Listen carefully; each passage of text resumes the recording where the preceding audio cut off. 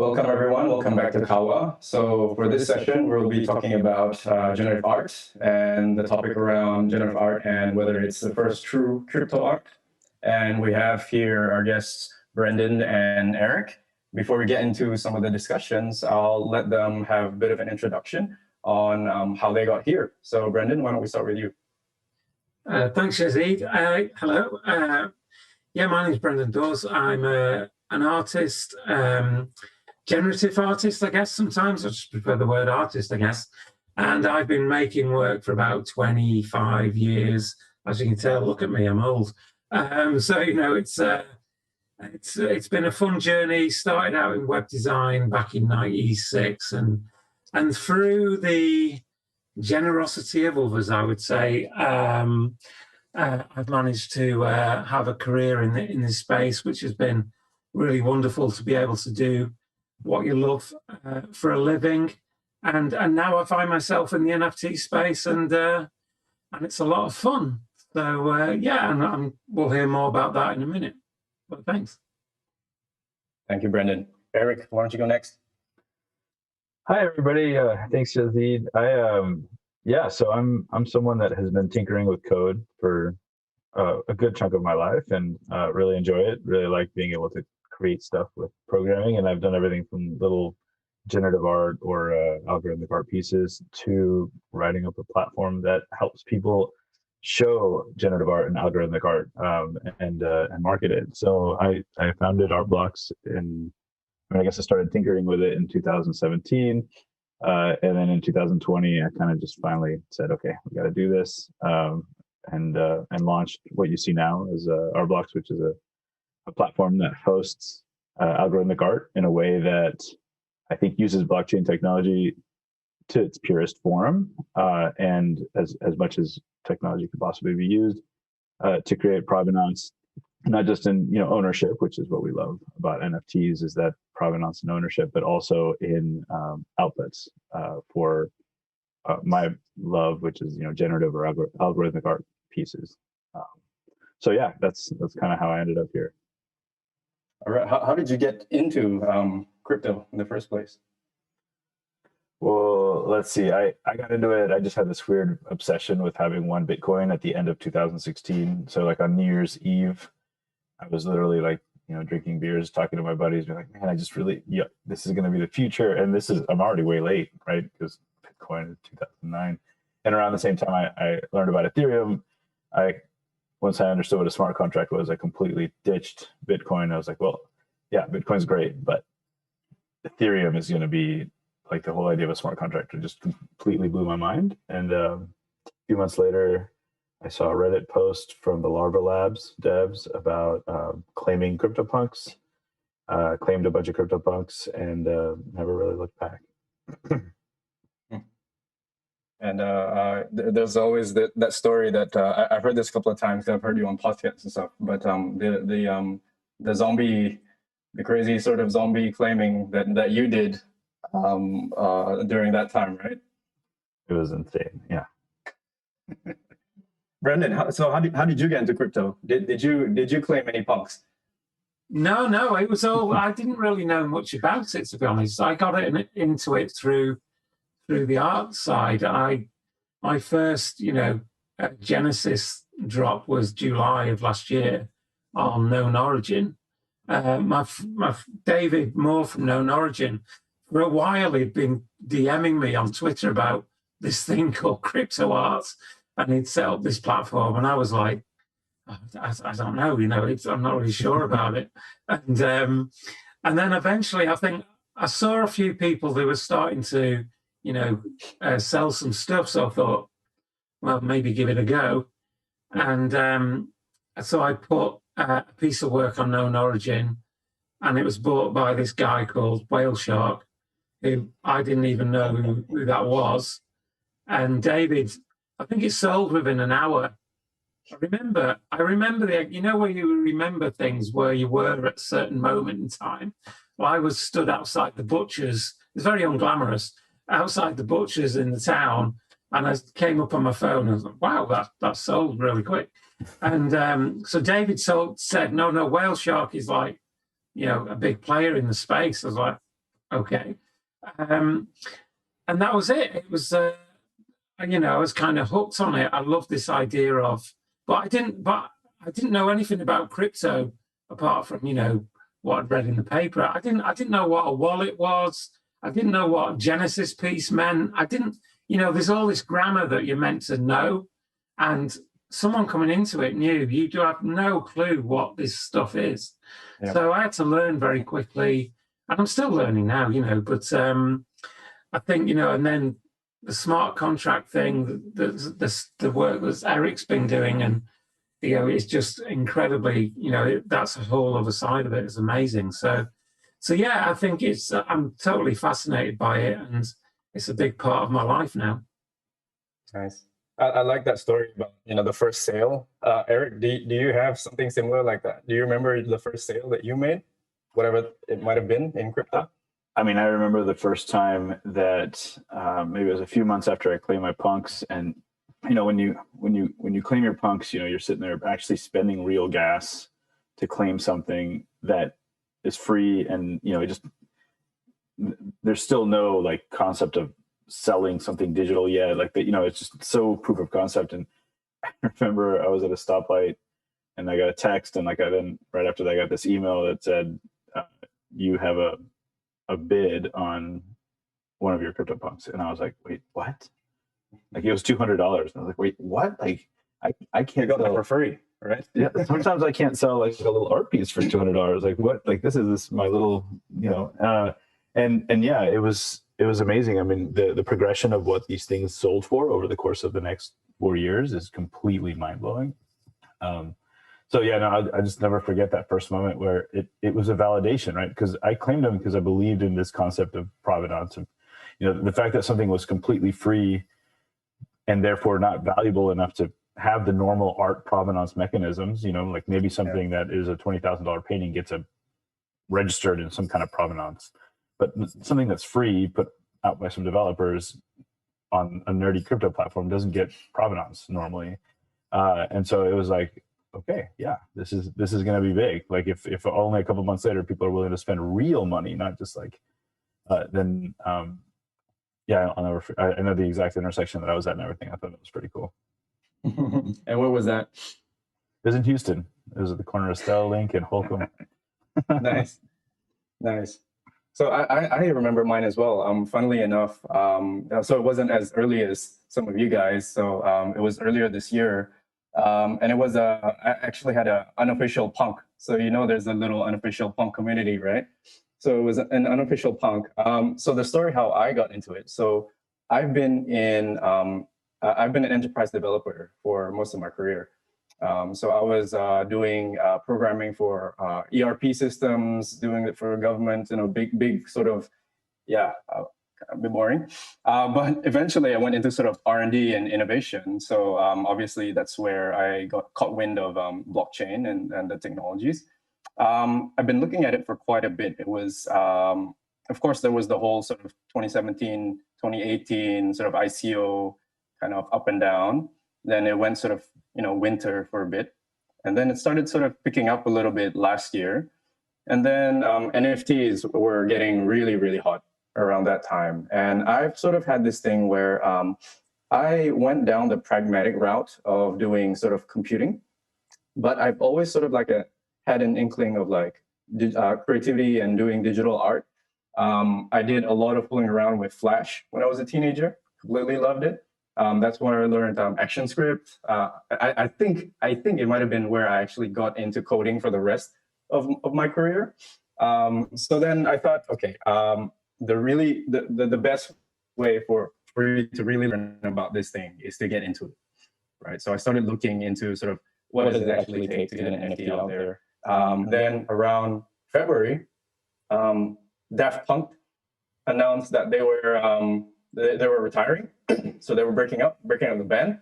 So I was like, okay, that's a pretty significant moment. I'll do up like a little unofficial punk in the style of like a CryptoPunk. It's Daft Punk anyway, right? So I created 2 of those, minted them on Rarible, and I just left them there because I was like, yeah, I've learned what it is. Like Brendan said, wallets all signing transactions, NFTs. The best way is really just to get into it, right? So minted those. I think a couple of days, and I also remember the exact moment where I saw that notification that sale came in. I was bringing the kids into the car. It was in the morning. And I was sending them to school, and then I got this notification. Someone bought your Deft Cryptopunk. I'm like, okay, it's crazy. Wow. Yeah, people Really? like you said, Eric. People are buying these things, and it's still kind of unbelievable. But yeah, I guess it's true. You never forget your first NFT sale, right? That's brilliant. I love how it defines these. It puts a marker down of where you were at the time. I love that. I know, right? Yeah, it's amazing. It's like a little it's like there's your little entry in the blockchain, right? Yeah, and it's stamped. Can't even get away from it. It's there forever. Yep. So sorry. Going back to the topic of sort of generative arts, crypto art. First of all, how would you guys define what crypto art is? I know there's a couple of definitions out there floating around, but how do you guys define what it is? I guess I'll let Eric go first. Yeah, I mean, to me, it's very straightforward. It's there's a lot of different places that it can go, but it's a way of proving ownership of a digital asset and proving provenance of a digital asset that has an artistic aesthetic to it. Because we're going to say that an NFT is a file type, and an NFT can be anything. Like just with generative, it can be content, it could be generative art, but it could also be generative content. So to me, crypto art is just art that's digital, that comes with proof of provenance, and obviously I think that's the revolution that we're experiencing. Yeah, I'm with Eric on this. I don't like the idea of crypto art being a certain. If I think of the word crypto art, you could easily descend into pictures of Bitcoin logos and things like that, which I That's how some people define it, right? Yeah, no, it is, but that I kind of hate that. For me, crypto art is more about infrastructure, I guess, or a mechanism.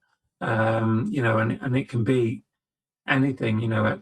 It's weird. I don't wake up in the morning and think I'll make some crypto art today. That doesn't enter my head. It doesn't. I don't even say I'm going to make an NFT today. I'm just making art or work, right? So it's just the infrastructure is, and it's not just the infrastructure. The infrastructure is groundbreaking and revolutionary, but I think from an aesthetic point of view, it can be anything. So yeah. There is something really interesting though, because in the very early days of kind of quote unquote crypto art, there was a very consistent theme that you'd see. So there's also like a secondary side that I think of as crypto art, like Xcopy, and kind of because it's just like those people that were there from the very beginning with these kind of flashing animation, kind of GIFs or GIFs, and obviously I think a lot of people kind of went in that direction, but there was some people that really were pretty bold putting that kind of crunchy graphic stuff out there. And so I have a secondary kind of understanding of crypto art as being those, but I agree with, it shouldn't be a way to connotate a type of art, it just aesthetic, right? Or an aesthetic. Yeah. It just happens to me resonate with like Xcopy for some reason, like just these like, But having said that, though, do you think that there's a way that the blockchain as a technology or as an infrastructure, is there a way that it sort of enhances generative art? Generative art for sure. I think that when I'm not one to subscribe to the idea that IPFS art is, or like cloud-based storage art is in any way deficient. I think that if you go buy a painting at the store, you don't like drop it in water or burn it or lose it. Like you covet the piece of art that you get. And I think the same thing with NFTs. If you buy a really valuable piece of art, you should take care of the digital asset. You shouldn't be reliant on some other network to take care of it for you. But I do think that in the generative art realm, there is a specific specifically like with something that's on chain, the ability to create a 250 megabyte file using a script that would then therefore render in a screen in the year 2050 with the same lines of code as what it would take to render on a MacBook Pro today. Blockchain specifically enables that to happen in a way that feels very like using the technology to its fullest potential. So yeah, I do believe that like blockchain technology really can affect generative art. There's a lot of limitations too, right? Like you can't store stuff you can't glitch an image, you can't pull external content for some of the things, but yeah, I think there is a correlation there. Your thoughts on that, What Brendan? interests me with it is the fact that I look at the work and I think, can this exist without it being on the blockchain or using the system? Let's take Artblocks for instance. You know what Eric and the team are doing there is, you know, that is, it's all part of it. It's all, the core is all intrinsic to the smart contracts and the blockchain and Ethereum transactions and stuff. And, you know, you bring that into the work and it makes the work. So it can't exist without that, you know, and I mean that in a good way. So that is really, really important, I think. And that's to me the really exciting area is like, well, okay, we couldn't do this before in this way.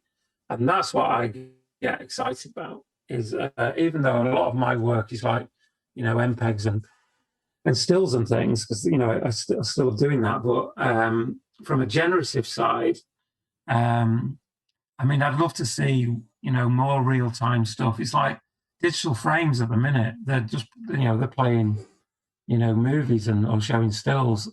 A lot of them, you know, they don't have computers inside. And I know some of them are the stuff that is coming out that does that.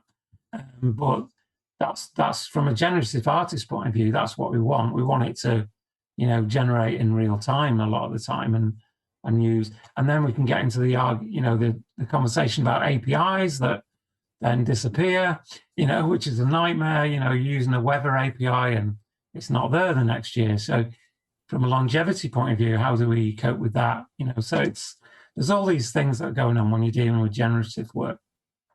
Yeah. So I think those touch on some of the limitations that I think, Eric, that you meant as well, right? So yeah. Oh. Yeah, sure. Go ahead. I was just gonna say, yeah, like unfortunately, at least with blockchain native generative art, because again, like this doesn't have to be just the stuff that's compatible with, for example, with an Artblocks type platform where it's just code based. But yeah, we don't like, you know, I would love to be able to add recorded sound and, you know, videos and into our kind of outputs. But yeah, based on like the true technology that we're kind of exploring, it's hard to do that, right? We can't store too much stuff on chain. But that's also what's brought us a lot of success, is the fact that we kind of force people to store very little to create insane outputs. But yeah, that limitation is real, and you know, we have to work around that. Would you guys ever explore like using maybe like blockchain oracles for you to be able to do some of those kind of things, like get external data in through the blockchain and do some of these interesting things with the art? Me personally, I think that there's a lot of platforms out there that can be generative, right? And so there's some that allow the user to kind of use the artist's aesthetic as a paintbrush, and so the user kind of controls the output. And I think that's pretty cool. That's not where, for me, the idea of provenance, not just in the ownership, but also in the output, is really important, which to me means that the output should be relatively randomized, that the artist or the user should not have any control over the output, other than obviously the artist creates the algorithm. So when you start taking external inputs, if the point is for it to be randomized, then that external input could be the same entropy or level of randomness than internal inputs from the blockchain. And so it's not a palpable difference. Like, did one piece look different than the other because it read my fingerprint? Like, there would be no palpable difference between those two, other than if you really dug in surgically and figure out where your fingerprint was translated into like the randomizing variables. So while I think it's really fascinating, the idea that we could have external inputs, yeah, I don't know that it affects what we're going, like, you know, what kind of where Artblocks is headed, but there are platforms that could absolutely benefit from that kind of external input. Yep, I agree with you, Brendan. I think actually we had a very brief interaction on Twitter. I think you were poking around Headquarter that time, and you asked some questions out there into the sort of timeline, right? And then you were asking about whether you could get some of the viewer address or the owner address, right? Yeah. How far down the rabbit hole did you go with that sort of inquiry? I haven't yet, because I was away in London last week, and then I've been working on client commissions and this thing behind me at the minute that I've got to finish as well. So I've just not had the time. I was actually in London when I tweeted that. I was sat in a cafe waiting for this gallery to open, and I just thought, can we do this? And Mario Klingerman's a good friend of mine, and I knew he would be the first to answer. And I think you chimed in, and so it was just one of those things while I was sitting there thinking, can you do that kind of stuff that that Artblocks are doing? Because I think Headquarter is so open that you can do lots of different things on there. So, but it is something I want to explore when I've got a bit of time, hopefully over the next few weeks, once these projects are done. But yeah, I don't know if you've done anything with it. Oh, a bit. So yeah, what you said about it being open, I think that's one of the things that kind of attracted me to it, just as a sort of experimentation platform. So you can do things like call APIs, certain APIs, not all APIs. So you could call APIs that maybe can get the state of the blockchain that it's running on, the Tezos blockchain. Right. So what that's allowed me to do is, like, say, for example, so I created this series where I created one piece where it would produce like a bunch of generative Mondrians. After I released that, I released a series of color palettes. So when people bought these color palettes and they go back to the original piece, and if they type a particular keyboard key, it brings the colors that they bought into the piece. Yeah, and right. Then they can cycle through the colors. I know it goes sort of against sort of like the ethos of having everything sort of self-contained, because it's making use of some of the APIs. APIs might break, but just the fact that it allowed for that interaction has allowed for some of these kind of really interesting use cases now, where there's a bit of really true interaction between the collector and the artist, and it uses the blockchain without actually the artist being there. So I thought those are some really interesting sort of concepts. One of the last ones that I did was I built this really this long widescreen piece, and there's just 3 squares on it. But depending on who owns the 3 editions of that piece, the squares will sort of like morph into what the addresses of the owners kind of dictate, deterministically make it. So like I just had this thought that if this was up on a display, like on my house, right? And then I'd be walking down having breakfast every day. And if I see the same 3 like squares every morning, I know that they're still with the same 3 owners. But if one day I come in and then it's like now it's blue instead of red, I'd be like, okay, I know instantly that something's just changed hands, something's just happened. And I thought that's kind of something really interesting. I think that's not really something that that traditional art can do, and I think that's where where blockchain can really enhance some of these things that's happening. Yeah, but I also know that these things are kind of there's no standards for this, right, Eric? No, but experimentation shouldn't be thwarted by maximalism. Like, I do consider myself an Ethereum maximalist, and I consider myself like all about being on chain and whatever, but that should not in any way impact experimentation, because otherwise we'll never get anywhere. And eventually, if something that you're discussing has enough value, that's something that, and we want an archaeologist to be able to dig up in 300 years, then we will find a way to put it on chain and to make it, blockchain native. But in the meantime, I'm blown away by everything on that platform. I'm blown away by the experimentation. blown away by the aesthetics. Like I think I just love austere, like just stuff like that. I really, there was a lot of, comments on the platform of because it's on Tezos or whatever. And to me, like, I just saw it as like this thriving playground, like a true playground for just traditional art and algorithmic art. And I think it's fascinating. Yep. All right. So onto this sort of concept of generative art. So some people say that the art is the output.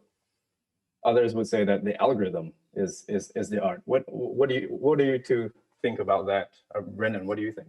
Yeah, I want to hear what Brendan has to say.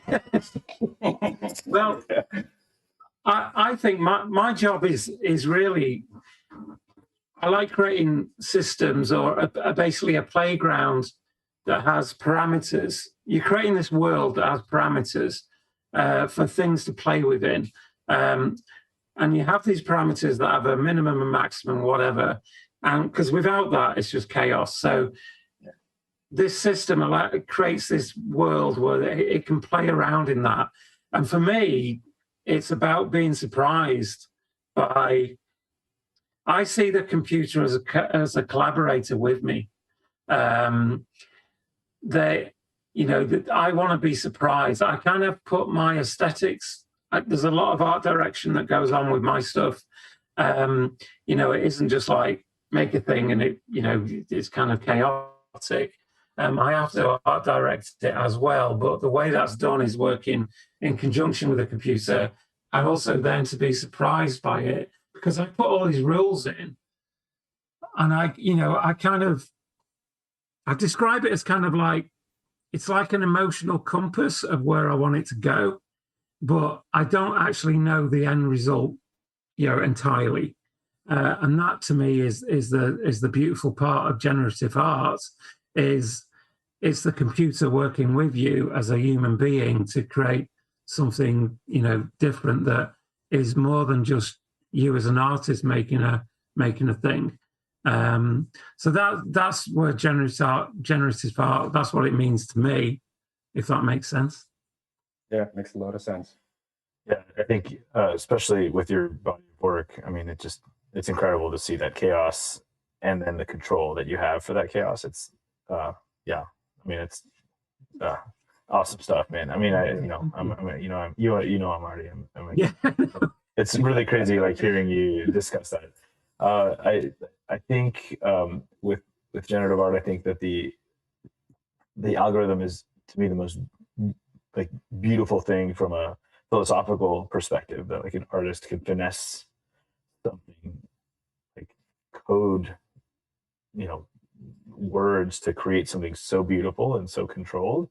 But ultimately, I think in generative art, the output is the piece, like the finished product, like the art is the output. And the philosophy that's in the script, I mean, I've seen some really cool installations where you have like the output and then a printout really neatly, like, with color coded pieces of the code. And I think that's really, really cool.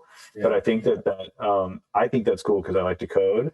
I think that to the like, if you want someone to experience art and look at something and have like an emotional experience to it, I think that to the outsider, that takes away from that. And they don't, I mean, if you don't know how to code, that's literally just a bunch of words.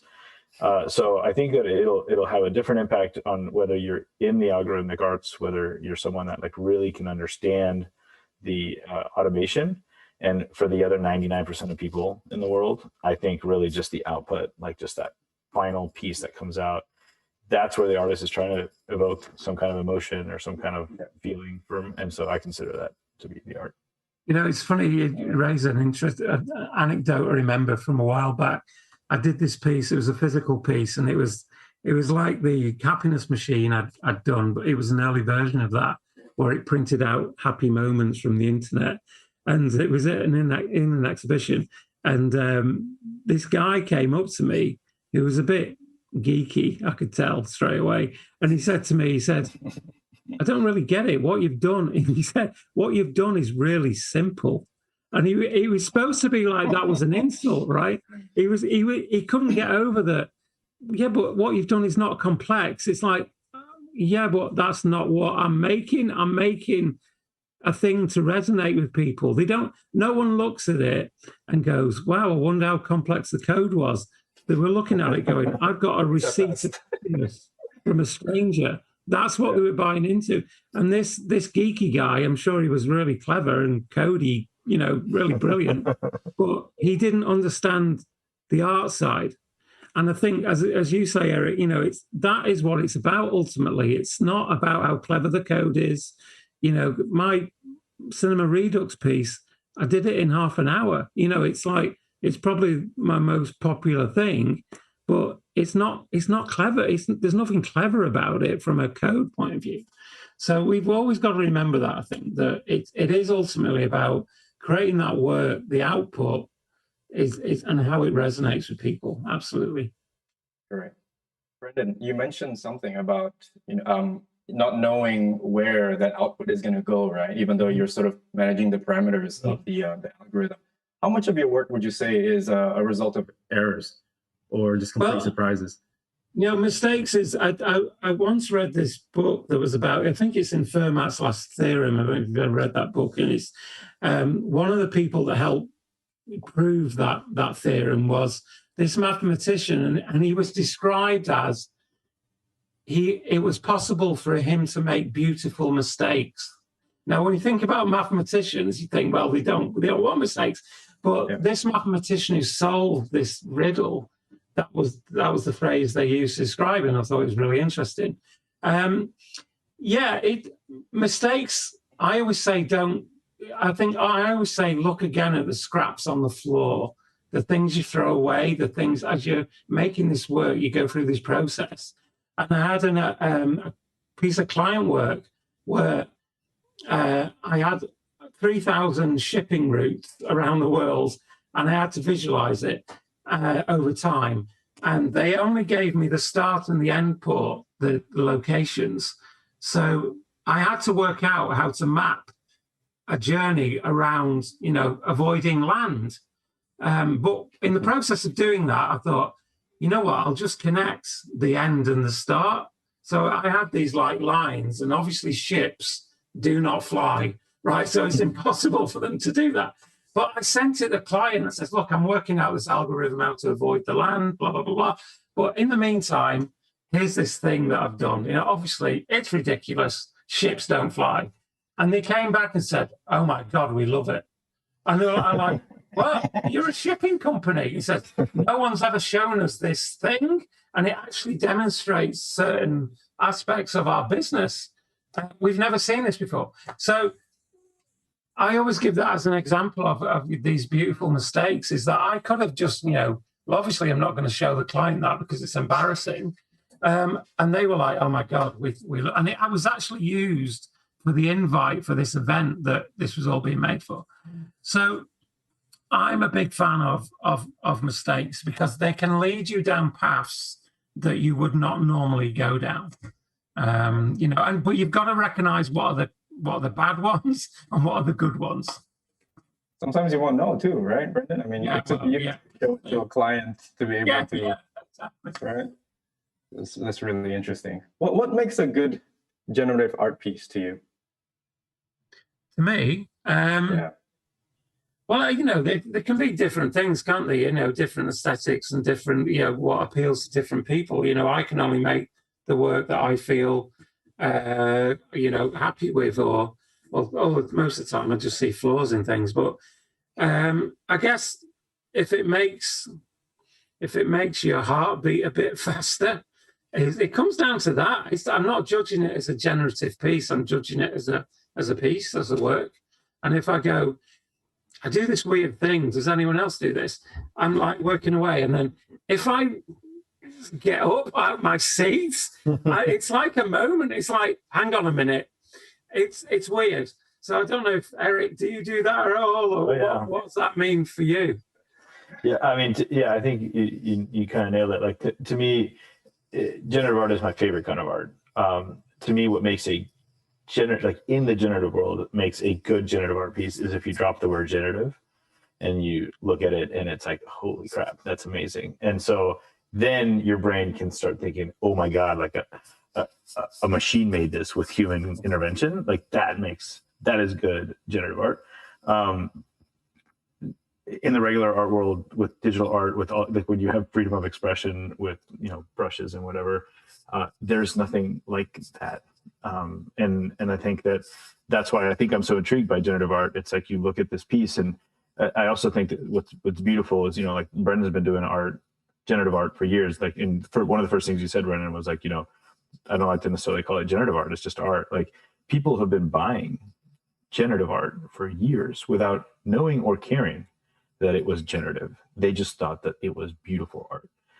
And so to me, that's my judge right there. It's like, I love the nerdiness of something that, you know, kind of feels 8-bit generative, whatever. But I mean, ultimately, if you drop the word generative and you still look at it as art, then to me, it has excelled as a piece of generative art.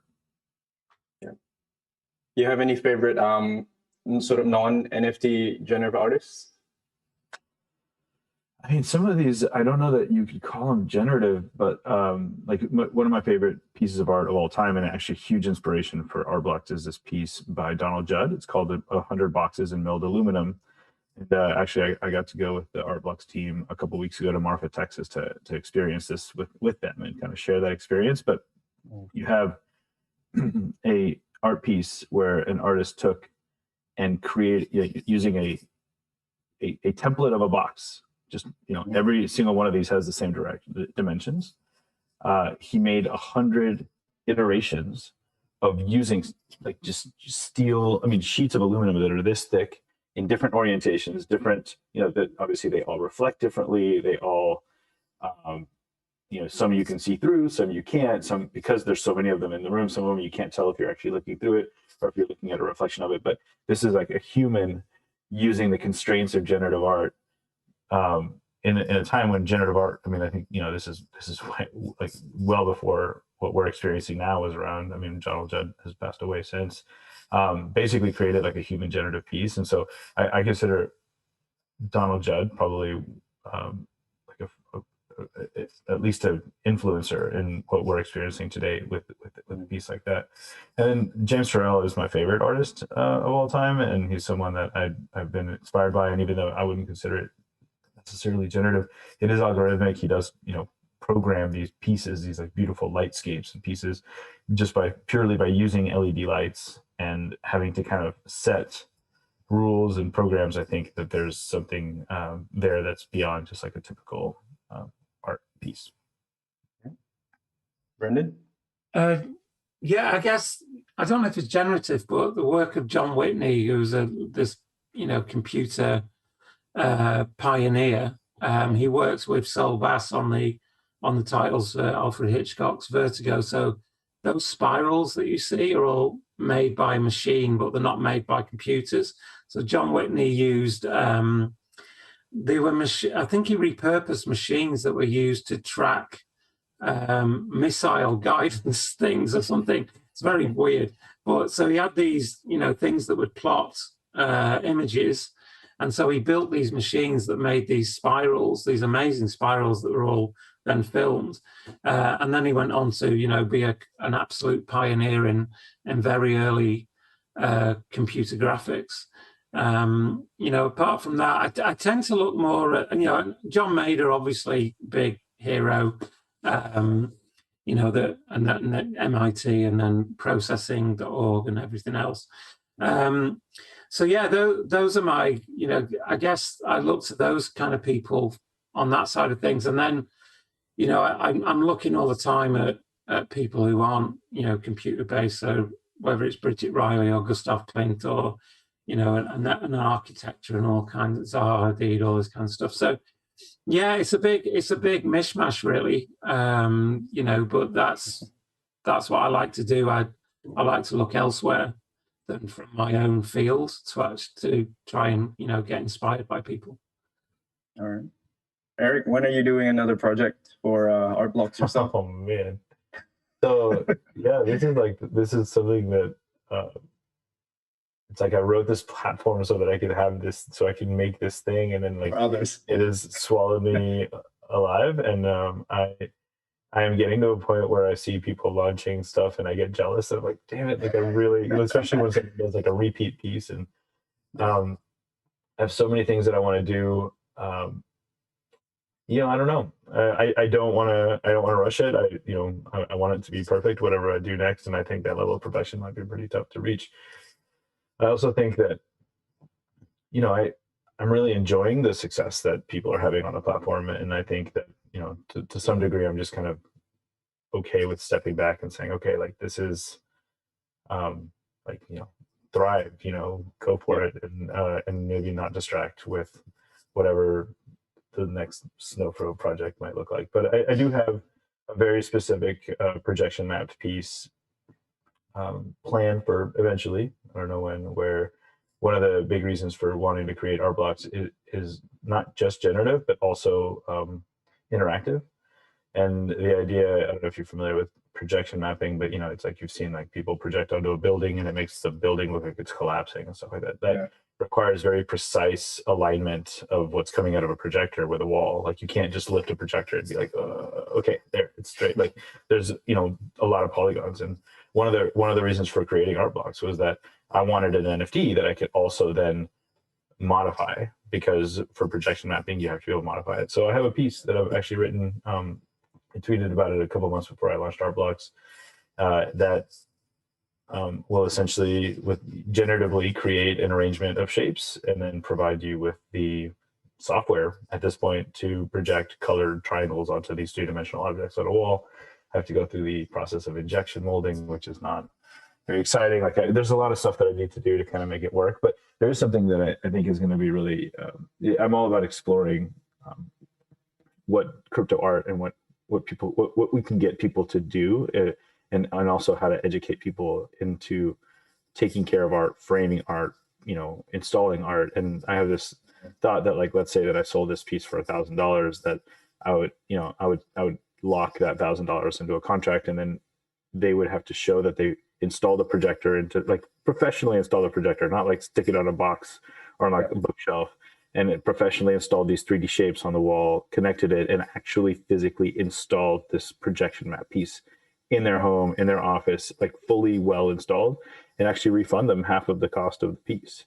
And so really to kind of encourage people to don't just buy this speculative thing. Like if you really appreciate it, it's installation art, right? So it needs to be installed. Like I don't want it to just be sitting on a bunch of people's Ethereum wallets. So I'm toying with the idea, I don't necessarily need to sell this art to live. And so it's more just to like get people to experience my crazy ideas and my crazy, mindset. So that'll probably be something that comes up in the next year or so without overcommitting. But yeah, it'll be like a proof of installation then, right? Proof of installation. That's exactly what it's going to be called. Yeah. Eric, do you think in your opinion, what are underexplored areas in this intersection between crypto art, generative art? Underexplored. Well, I think there's a lot of figurative stuff that could happen in our space that, obviously we have a lot of abstract in the generative art world. It's so easy to fall into this, rhythm of just abstract pieces, which are actually still my favorite type of generative art. But I think that there is a lot to be explored in figurative art, and not necessarily just robots and composables, but other ways of kind of assembling human emotion from using lines. I think we've got a project with cats, and then we got a project with robots, and I think they're really fun. And I think that we can kind of keep exploring. I think it'd be really neat to continue exploring in that realm. Mm-hmm. Brendan, what do you think? I think that I had a conversation on another call this morning about various things, but one of them was like, how do you tie in a physical thing with a digital thing, and how can we do it so those two things cannot be separated? You can't sell off one and have the other. And there's people working on that. So I find that quite interesting. For me, I've done quite a few physical things over the years, whether they're 3D printed or cast or whatever. So that's an area of interest for me for sure. So I'd like to see some development on that.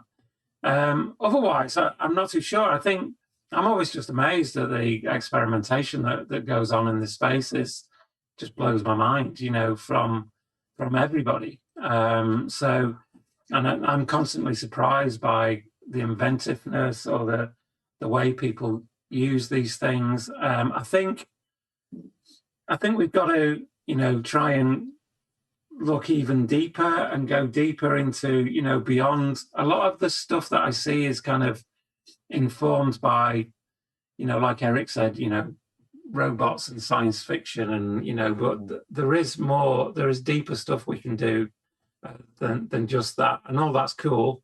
I'm surrounded by robots in this room, but so I love robots, but what else is there? I guess it's from a deeper, more human, emotional aspect. That's what I'd love to see, I think. Okay.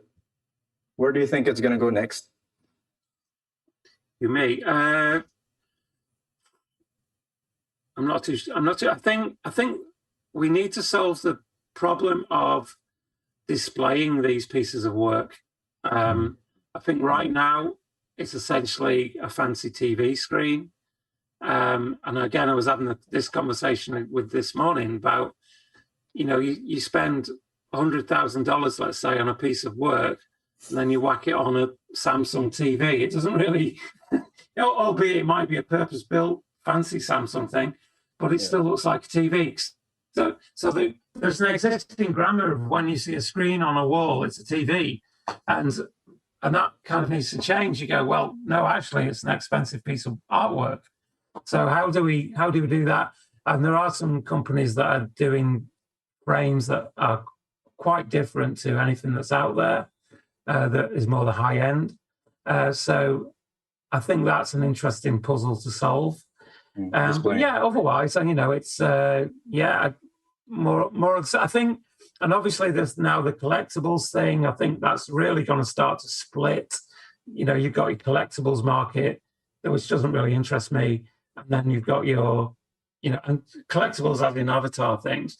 And then the art side, I think there's more galleries getting involved. The conversations I have every day with all these high-end galleries, they're being involved in the space. So it's gonna splinter. I think. But yeah, it's who knows? I'm not a futurologist, so what do I know? Erick, where do you think is going next?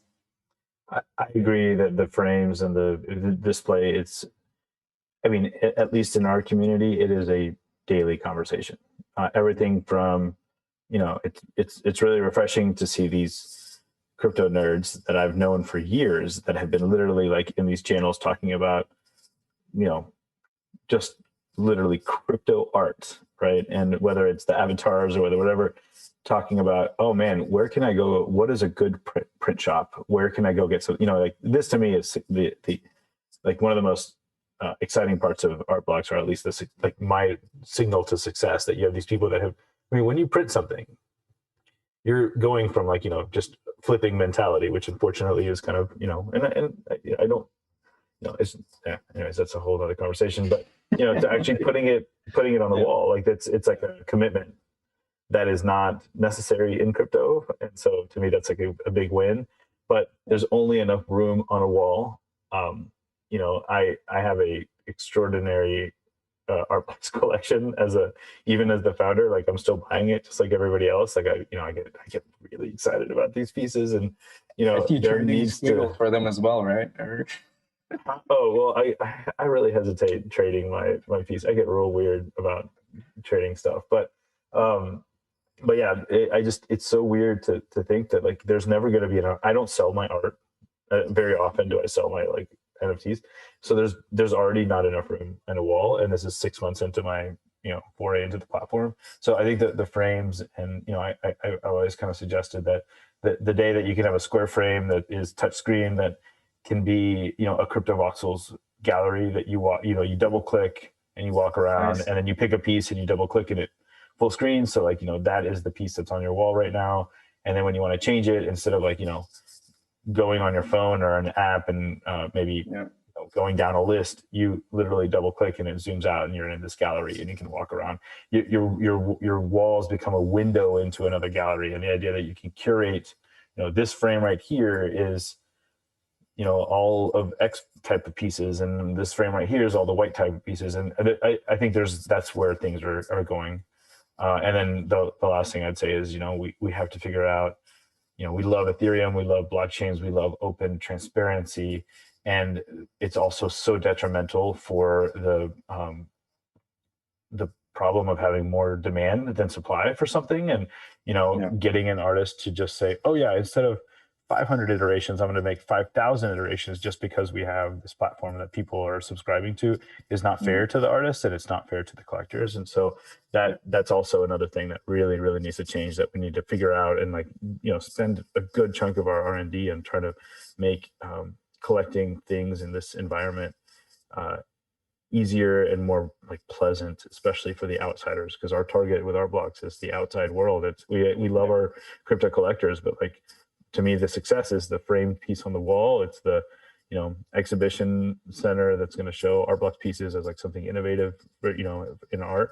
And to do that, we need a more equitable way of selling and distributing the art. Yeah, nice. All right, we're approaching the end of the session. I think before we wrap up, I think just one last question between the two of you guys.